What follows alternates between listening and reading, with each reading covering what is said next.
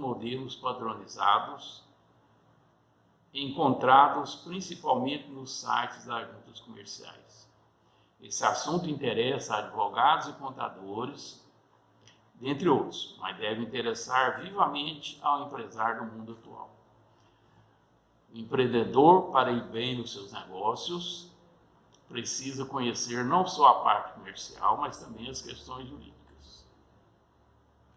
No decorrer dessa exposição, vou mostrar-lhes que é possível agregar valor ao seu trabalho como profissional na elaboração de contratos sociais. Sou da opinião de que conhecimento é a única coisa que, se dividida, aumenta. Quanto maior o número de profissionais capacitados, experientes, maior a valorização de uma categoria. Essa é uma das razões do meu trabalho. Dividir conhecimento como forma de valorização profissional. O que agrega valor à sua atividade é o conhecimento, não é a informação. Informação e conhecimento são coisas distintas. Informação é a interpretação literal de um artigo do Código Civil, por exemplo, e conhecimento é a aplicação desse artigo na prática. Mas vamos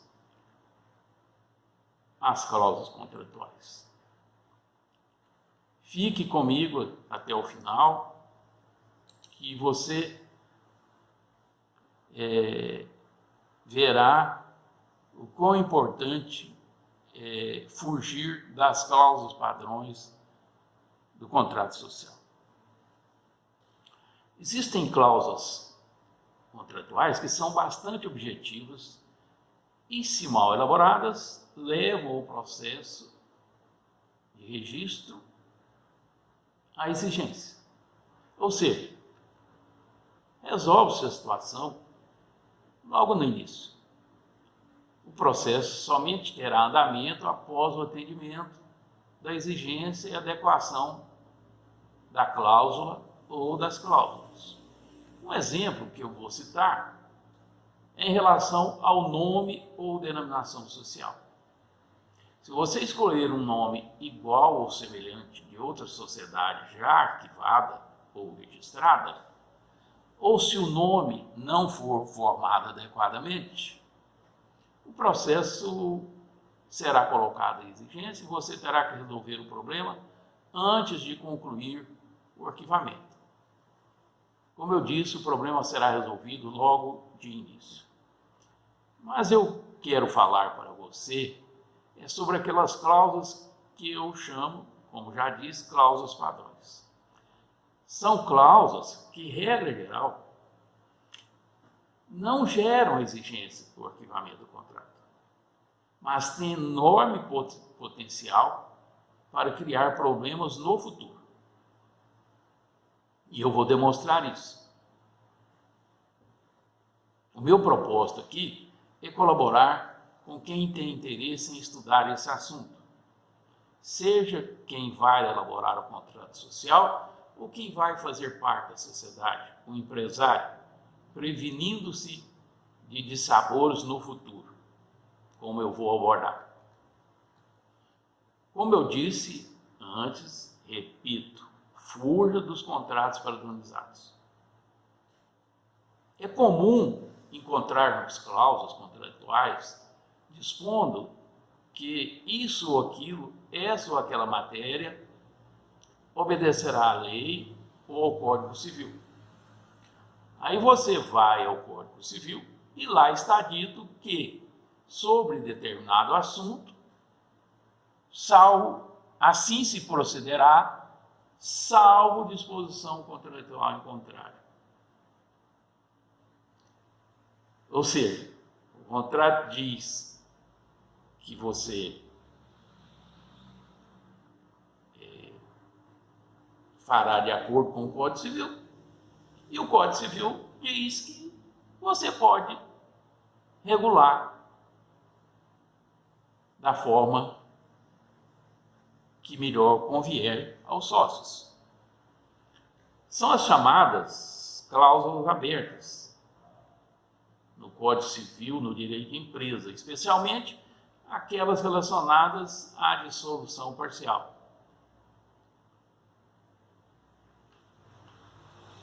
São relacionadas ao falecimento, à expulsão de sócio, né?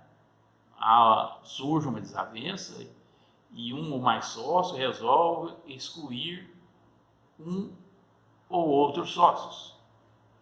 São retiradas do sócio quando um sócio resolve, por livre vontade, retirar-se da sociedade. Ninguém é obrigado a permanecer associado. E também pode acontecer de um dos sócios vir sofrer um impedimento legal.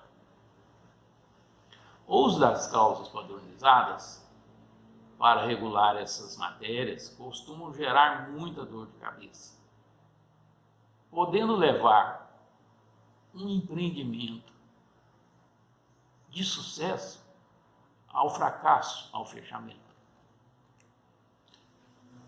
A dissolução parcial é chamada no Código Civil atual de resolução da sociedade em relação a um sócio.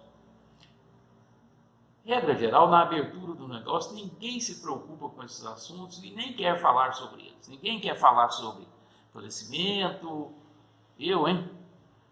Ninguém quer falar de divergência que pode promover expulsão ou exclusão. Somos todos amigos, não há divergência entre nós, somos irmãos, enfim. Impedimento? Impedimento legal? Não, isso não vai acontecer. E aí, por esse desinteresse e às vezes até pela pressa no registro, tasca o seguinte texto que vou expor agora no vídeo para análise. Os textos padrões, regra geral, dizem o seguinte: no caso da saída de um ou mais sócios, seja pela retirada, exclusão, impedimento ou falecimento, a sociedade não se dissolverá e os seus haveres serão apurados e pagos segundo dispõe o Código Civil. Vou deixar exposto para você observar as partes de destaques. Uma delas é: a sociedade não se dissolverá.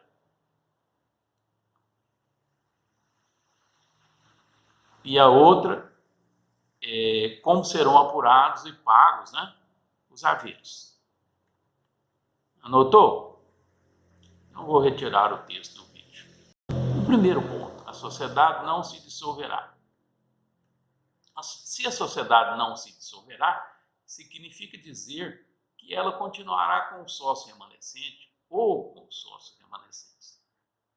No entanto, se a dissolução decorre do falecimento de um sócio, os herdeiros poderão querer ingressar na sociedade em vez de receber seus haveres. E se quiserem ingressar?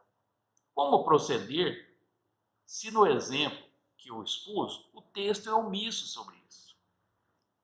Regra geral, é assim que é feito. Não diz se os herdeiros podem ou não ingressar no quadro societário. E então, está estabelecida a divergência. Por algum motivo, o sócio remanescente não quer que um herdeiro ingresse, mas o herdeiro, de repente, interessado no negócio, quer ingressar na sociedade. Para evitar essa situação desagradável, o recomendável é que o contrato disponha sobre o assunto. Se o contrato proibir o ingresso dos herdeiros, eles recebem os haveres e está resolvida a questão. Se podem ingressar, se o contrato vai dizer que os herdeiros dos sócios falecidos poderão ingressar, os herdeiros e o meeiro ou a meeira, é recomendável que o contrato estipule as condições para tal ingresso. Quem pode ingressar, de que forma ingressar, se podem fazer parte da administração, se não podem, enfim. Muitas vezes os contratantes se negam a regular essa matéria porque não querem falar sobre essa possibilidade, principalmente no caso de falecimento. O segundo ponto que destaquei na cláusula padrão oferecida como exemplo é a questão da apuração e pagamento dos haveres. O que diz o exemplo que expus? Diz que haveres serão apurados e pagos de acordo com o Código Civil. Dizer que os haveres serão apurados e pagos segundo o Código Civil pode gerar muita dificuldade e até levar ao fechamento da empresa. Vou demonstrar isso expondo e comentando o artigo 1031 e seus parágrafos. Vou expor e comentar primeiro o caput do artigo 1031. Vejam aí. Nos casos em que a sociedade se resolver em relação ao sócio, o valor da sua cota será considerada pelo montante efetivamente realizado, liquidar-se-á, salvo disposição contratual em contrário, com base na situação patrimonial da sociedade, à data da resolução, verificada em balanço especialmente levantado. Vou deixar aqui exposto para vocês verem, né, os pontos em destaque. O valor da cota será apurado em balanço especialmente levantado. E se a sociedade não dispuser de uma contabilidade adequada para tal fim? Se a sociedade tiver uma contabilidade que atenda apenas os fins fiscais, como apurar o valor da cota? O contrato pode dispor regras sobre isso. Ora, a cláusula diz salvo disposição em contrário. Então, os sócios podem regrar esse assunto de forma a evitar problemas futuros. Bom, vamos tirar aqui o artigo 1031. O parágrafo primeiro, eu não vou fazer exposição, vou fazer somente a leitura. O capital social sofrerá a correspondente redução, salvo se os demais sócios suprirem o valor da cota. Isso vai depender da negociação que for feita e caberá aos sócios remanescentes decidir por isso, se faz a redução do capital social ou não. Agora eu vou expor o parágrafo segundo. A cota liquidada será paga em dinheiro no prazo de 90 dias a partir da liquidação, salvo acordo ou estipulação contratual em contrário. É uma cláusula que não merece nenhum destaque. Toda ela é importante. Veja bem, a primeira parte, a cota será paga em dinheiro no prazo de 90 dias. Veja, se o contrato diz que, no caso da resolução, da dissolução, se procederá conforme o Código Civil, o sócio remanescente poderá ter uma dificuldade enorme para atender esse dispositivo. Pagar, às vezes, um valor elevado em 90 dias. Aí vem, salvo acordo, nessas circunstâncias, quando há divergência entre sócios, quando o falecimento em que os herdeiros, cada um quer puxar uma ponta maior para si, o acordo torna-se, na maioria das vezes, impraticável. E aí vem, no final, ou estipulação contratual em contrário. Né? Então, que o contrato estipule, né, uma outra forma de pagamento dos haveres apurados. Né? Estipula um prazo maior, um número de parcelas maior, um período de carência maior, estipula a forma como será feita a correção monetária, como será feita a contagem de juros, se houver, enfim. Né? Para evitar dificuldade para todos. Tudo bem. O artigo 1031 e seus parágrafos, dos quais mencionei e comentei, é um exemplo claro das chamadas cláusulas abertas, encontradas no Código Civil na parte que trata do direito de empresa e das sociedades. Pois bem, além da dissolução parcial, existem outras matérias ou cláusulas contratuais que merecem a mesma atenção ou preocupação. Devem merecer, mas muitas vezes isso não acontece. Uma dessas matérias, por exemplo, é a forma de remuneração dos sócios e a distribuição de lucros. Isso é um problema sério.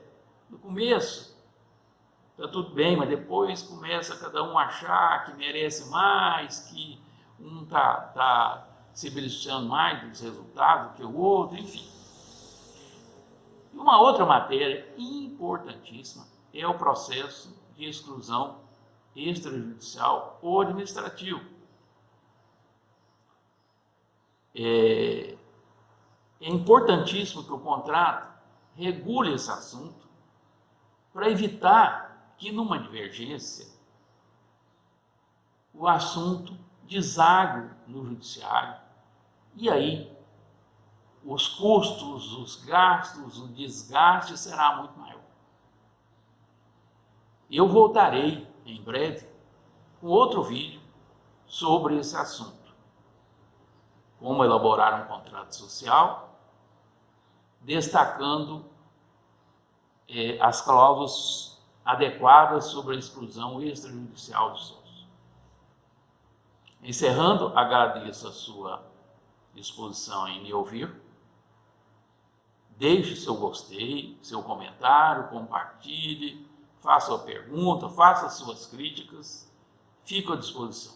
Um grande abraço.